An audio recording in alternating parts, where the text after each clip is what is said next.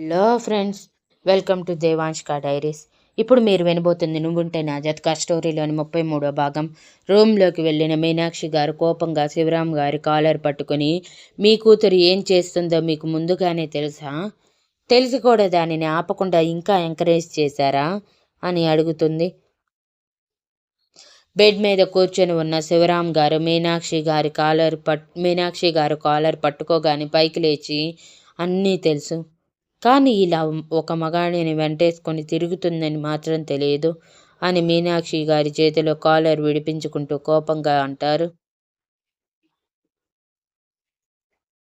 మీనాక్షి గారు తల పట్టుకొని బెడ్ మీద కూలబడి, మరి అది మందు తాగుతుంది, పబ్లోకి వెళ్తుంది అని తెలిసినప్పుడు కనీసం దాని కన్న తల్లిగా నాకొక్క మాట చెప్పాలని తెలియదా?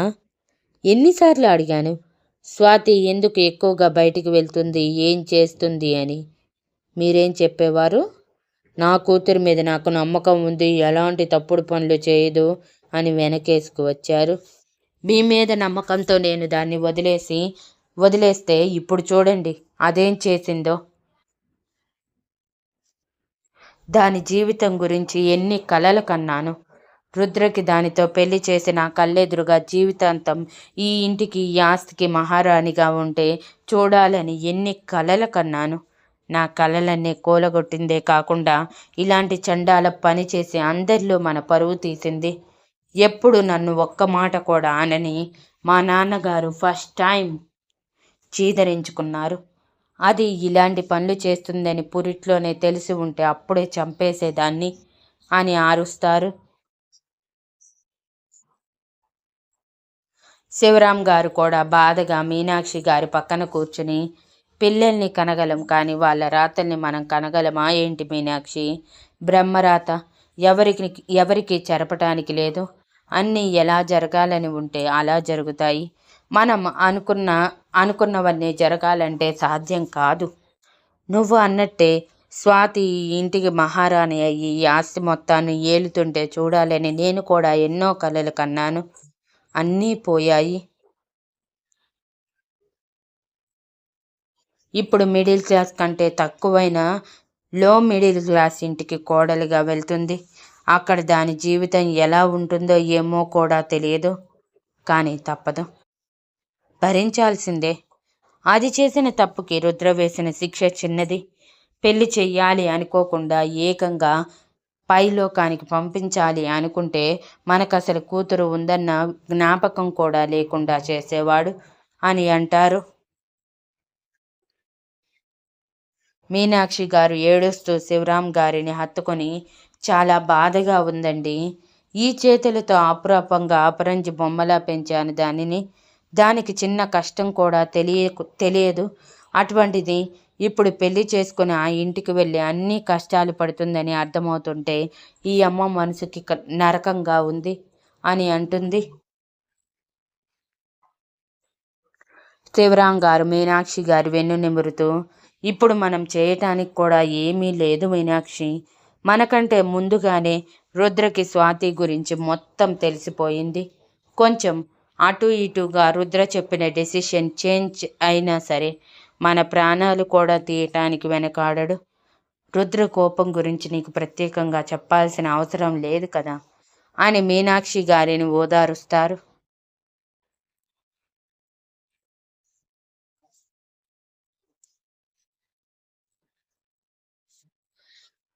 రూమ్లోకి వెళ్ళాక శక్తి స్వాతి చేసింది ఇంకా నమ్మలేక అలానే ఆలోచిస్తూ ఉంటే రుద్ర కోపంగా అటు ఇటు తిరుగుతూ, దాన్ని ఆ స్వాతిని చంపేయాలని ఉంది స్వీటీ. అయినా అలాంటి పనులు చేసేటప్పుడు ఒక్కసారి మన ఇంటి గౌరవం గుర్తుకు రాలేదా దానికి? ఎందుకు ఇలాంటి పనులు చేసి ఇంతవరకు తీసుకువచ్చింది? దానికి ఎంత మంచి సంబంధం తీసుకువచ్చి మహారాణిలా పెళ్లి చేయాలనుకున్నానో తెలుసా? అన్నీ పాడు చేసింది. తప్పదు, ఇప్పుడు దాని పొగురు అణచాలన్నా, అది చేసిన తప్పు ఒప్పు అవ్వాలన్నా ఈ పెళ్లి జరగాలి, కష్టాలు పడాలి అని మాట్లాడుతూ ఉంటాడు. కానీ శక్తి మాత్రం ఏం మాట్లాడకుండా ఇంకా స్వాతి గురించి ఆలోచిస్తూ, రుద్ర ఏమి రుద్రశక్తి ఏం మాట్లాడకపోయేసరికి శక్తి వైపు చూసేసరికి తను ఏదో దీర్ఘాలోచనలో ఉందని అర్థమై తన పక్కన కూర్చొని భుజం మీద చేయి వేసి, ఏమైంది స్వీటీ, దేని గురించి అంత దీర్ఘంగా ఆలోచిస్తున్నావు అని అడుగుతాడు. మీరు తప్పుగా అనుకోకండి రుద్రగారు, నాకు స్వాతి అన్న ఈ హై సొసైటీ అన్న ఫస్ట్ టైం అసహ్యం వేస్తుంది. ఇలాంటి అమ్మాయిలు కూడా ఉన్నారా అనిపిస్తుంది. నేను ఇంతవరకు ఎప్పుడూ ఇలాంటి అమ్మాయిని చూడలేదు. ఎంత హై క్లాస్లో ఉన్నా సరే, ఎంత ఫాస్ట్గా ఉన్నా సరే, ఆడపిల్లలన్నాక హద్దులు మీరకుండా జాగ్రత్తగా ఉంటారు. ఎలాంటి తప్పుడు పనులు చేయరు అనుకున్నాను. మొదటిసారి అనిపిస్తుంది నేను ఆలోచిస్తుంది ఎంత తప్పు అని. ఇలా డబ్బున్న అమ్మాయిలందరూ ఇంతే ఉంటారా రుద్రగారు? మొన్న సమీర కూడా ఇంతే మిమ్మల్ని లోబర్చుకోవటానికి అంత చీప్గా ఆలోచించింది. ఈరోజు స్వాతి అంత తప్పు చేసి కూడా కొంచెం కూడా పశ్చాత్తాపం లేకుండా నేను చేసిందే కరెక్ట్ అని మాట్లాడుతుంది అని అంటుంది. రుద్రశక్తి భుజం మీద తలపెట్టి, ఈ హై సొసైటీలో అందరూ అలాంటి వాళ్ళే ఉండరు స్వీటీ. కొందరు మాత్రమే స్వాతిలా ఉంటారు. అది కూడా ఇలా ఎప్పుడు తయారవుతారో తెలుసా? ఇంటి నుంచి స్వేచ్ఛగా బయటికి వెళ్ళి మంచి స్నేహాలు దొరక్క చెడు స్నేహాలకి అలవాటు పడి వాళ్ళు ఏం చేస్తే వీళ్ళు కూడా అదే చెయ్యాలి అనుకుని ఫాలో అవుతూ ఇంట్లో తెలియకుండా ఇలా స్వాతిలా మేనేజ్ చేస్తారు. చెడు పని చేసేటప్పుడు చాలా సంతోషంగా ఉంటుంది. కానీ దాని పర్యవసానం అనుభవించేటప్పుడే ఎందుకు చేశామా అని బాధపడతారు. అంతకంటే ముందుగానే చెడు స్నేహాల వైపు వెళ్లకుండా ఉండాలంటే ఇంట్లో తల్లిదండ్రులు ఆడపిల్లల్ని కానీ మగపిల్లల్ని కానీ మంచి చెడు చెప్తూ పెంచాలి. చెడుదారులు పడుతున్నారా లేదా అని గమనించుకుంటూ ఉండాలి. అప్పుడే ఇలా యవ్వనంలో ఉన్న స్వాతి లాంటి అమ్మాయిలు కానీ అబ్బాయిలు కానీ చెడుదారి పట్టరు. స్వాతి విషయంలో కూడా అదే జరిగింది. తన అమ్మ నాన్నలు పట్టించుకోక మన కర్మ కొద్దీ మన ఇంట్లోనే ఒకటి తగలడింది. మన ఇంట్లో మిగిలిన అమ్మాయిలు ఎవరూ కూడా ఎప్పుడూ ఇలాంటి తప్పుడు పనులు చేయలేదు. అందుకే చెప్తున్నాను, అందరూ ఆడపిల్లలు ఒకేలా ఉండరు. ఒకరిని చూడగానే అందరూ ఇలాగే ఉంటారు అని వెంటనే ఒక ఎజంప్షన్కి వచ్చేయకూడదు. వదిలే, నువ్వుకి వీటి గురించి ఆలోచించకు, నేను అన్నీ సెట్ చేస్తాను అని అంటాడు. శక్తి అయోమయంగానే తల ఊపగానే రుద్ర శక్తి వైపు చూస్తూ, చాలా హెడ్ఏక్గా ఉంది శక్తి, కొంచెం మసాజ్ చేయవా అని అడుగుతాడు. అయ్యో అవునా రుద్రగారు, నేను అసలు గమనించనే లేదు, సారీ అని శక్తి కంగారు పడుతూ రుద్రని బెడ్ రెస్ట్కి ఆనుకోమని చెప్పి మసాజ్ ఆయిల్ తీసుకువచ్చి రుద్ర హెయిర్కి మసాజ్ చేస్తూ ఉంటే రుద్ర ఆలోచనలన్నీ ఆపేసి శక్తి వేలు చేసే మాయాజాలానికి తన మైండ్ మనసు మొత్తం ఫ్రీగా అనిపించి అలానే కూర్చొని నిద్రపోతాడు. అరగంట తర్వాత తగ్గిందా రుద్రగారు అని అడుగుతూ ఉంటే రుద్ర నుంచి ఎలాంటి రెస్పాన్స్ రాకపోయేసరికి శక్తి ఏమైందా అని రుద్ర వైపు తొంగి చూస్తుంది. రుద్ర నిద్రపోవటం చూసి తను హ్యాండ్ వాష్ చేసుకుని వచ్చి కష్టంగా రుద్రని బెడ్ మీద పడుకోబెట్టి రుద్ర గుండెల మీద పడుకొని చాలా స్ట్రెస్ తీసుకుంటున్నారు. ఒకవైపు ఇంటి గౌరవం, మరోవైపు ఆఫీస్ పనులు.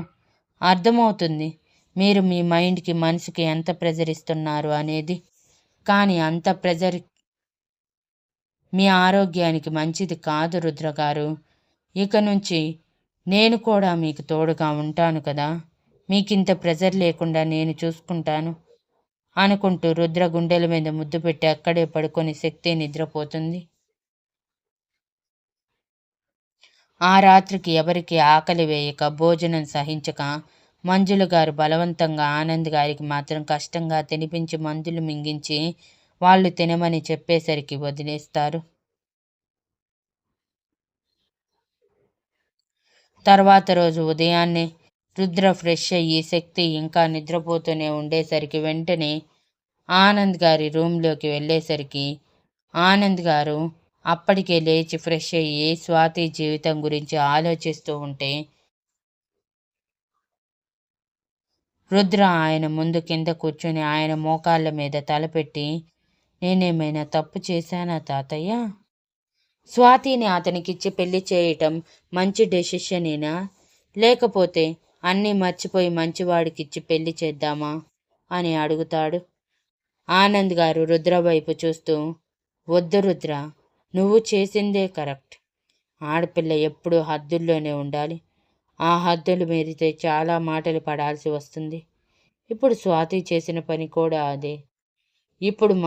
ఇప్పుడు మనం వేరే వాడిని తీసుకువచ్చి వాడు స్వాతి గురించి తెలుసుకొని తనకి నరకం చూపెట్టడనే నమ్మకం ఏంటి? అందుకే ఇతనితోనే స్వాతి పెళ్లి చేద్దాం. కాకపోతే స్వాతి మారాక తనకి మన ఆస్తిలో వాటా ఇద్దాం.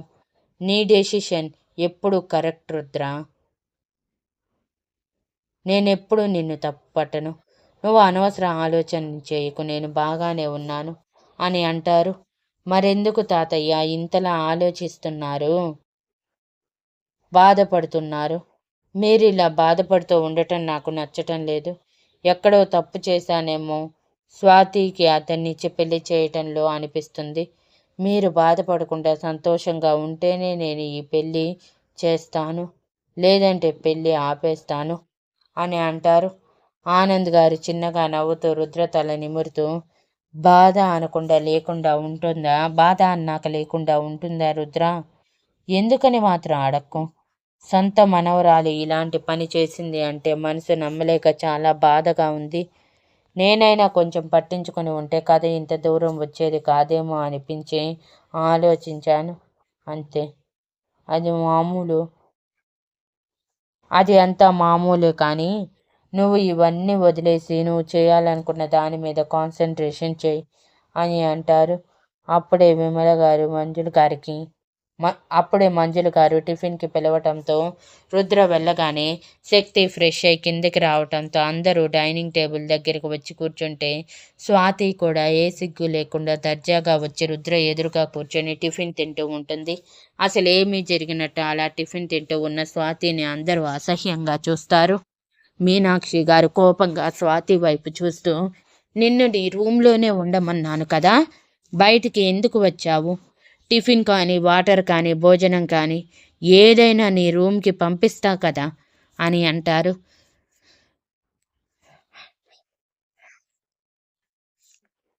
నేనెందుకు రూమ్లోనే ఉండిపోవాలి మమ్మీ? నేనేమైనా తప్పు చేశానా ఏంటి రూమ్లోనే ఉండి నన్ను నేను బంధించుకోవటానికి? ఎటువంటి తప్పు చేయకుండా మీరే నన్ను ఏదో రాక్షసిని చూసినట్టు చూస్తున్నారు. మీ అందరిలాగే నేను కూడా మనిషినే. అలా ఎవరితో సంబంధం లేకుండా రూమ్లోనే ఉండి తినటం నాకు ఇష్టం లేదు. అందుకే ఇక్కడికి వచ్చాను. మీరు మాట్లాడుకోండి. అందుకే ఇక్కడికి తీసుకువచ్చాను. మీది మీరు తినండి, నాది నేను తింటాను. అయినా నేను ఒక్కదాన్నే తప్పు చేసినట్టు మాట్లాడుతున్నారు ఏంటి? ఇదిగో ఈ మహారాణి గారు అంటూ శక్తి వైపు చూపిస్తూ, ఇది నాకంటే నెరజాన. దీని జీవితం గురించి మీ అందరికీ తెలుసు. ఇది ఎంత లో మిడిల్ క్లాస్. అటువంటిది ఇన్ని కోట్లకి అధిపతి అయిన బావ దీన్ని చూడంగానే పెళ్లి చేసుకోవటం ఏంటి? పైగా ఆ సమీర మేడం గారు బావకి డ్రగ్ ఇస్తే అది మాత్రమే ఆ టైంలో అది కూడా ఎవరూ లేని రోడ్డు మీద బావకి కనిపించటం ఏంటి? బావ దీన్ని చూడగానే సొంతం చేసుకోవటం ఏంటి? ఇదంతా దీన్ని నాటకంలా అనిపించటం లేదా? ఇది చేసిన దానితో పోలిస్తే నేను చేసింది చాలా చిన్నది. నేనేమి దీనికంటే నెరజానేమీ కాదు. నన్నంతా అసహ్యంగా చూడటానికి ముందు దీని సంగతి తేల్చి నా దగ్గరికి రండి అని చిచ్చరు పిడుగులా సౌండ్ చేస్తూ ఉన్నారు.